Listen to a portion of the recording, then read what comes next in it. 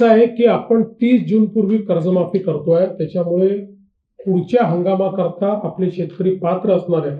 आपण जर सायकल बघितलं तर बहुतांश शेतकरी हे जूनच्या शेवटी जुलैमध्येच त्या ठिकाणी कर्ज घेत असतात.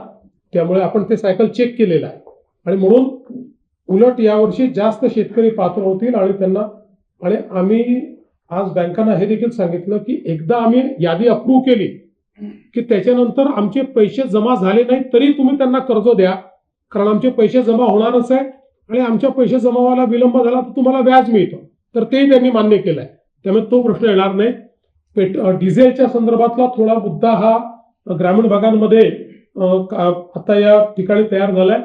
सगळ्या जिल्हाधिकाऱ्यांना सूचना दिल्या आहेत, कारण साधारणपणे जो कोटा असतो तो सगळा कोटा मिळतोय, पण अचानक वापरामध्ये 20-25% वाढ ही काही ठिकाणी दिसते.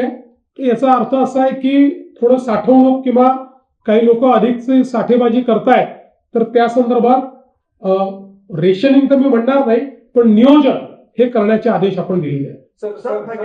गेल्या वर्षी सिबिल संदर्भात थकीत असलेल्या शेतकऱ्यांना त्यांना खरीप कर्जमाफीची जास्त गरज आहे, मात्र सरकार पीक कर्ज माफ काय करते? जे कृषी कर्ज घेतलेले शेतकऱ्यांनी शेतीसाठी जी थकीत आहेत ते कृषी कर्जच आहे, ते पीक कर्जच आहे, तेच कर्ज आपण माफ करतो.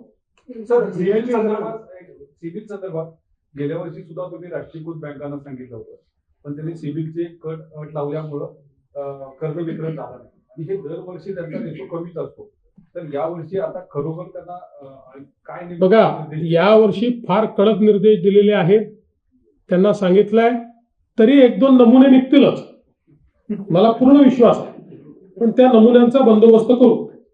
पीक विमा शेतकऱ्यांना भेटत नाही. गेल्या धाराशिव जिल्ह्यात पीक विमा आणखी काही जिल्ह्यांमध्ये पीक विम्याच्या संदर्भात प्रश्न निर्माण झालेले आहेत.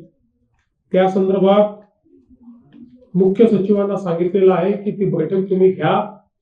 ती बैठक घेऊन त्यातल्या ज्या अडचणी आहेत त्या अडचणींच्या संदर्भात मी स्वतः केंद्रीय मंत्र्यांशी देखील चर्चा केलेली आहे. केंद्रीय मंत्री देखील त्याच्यावर बैठक घ्यायला तयार आहेत. सरसकट नाही, पण काही जिल्ह्यात हा प्रश्न आहे, तो आम्ही सोडवण्याचा प्रयत्न करतो.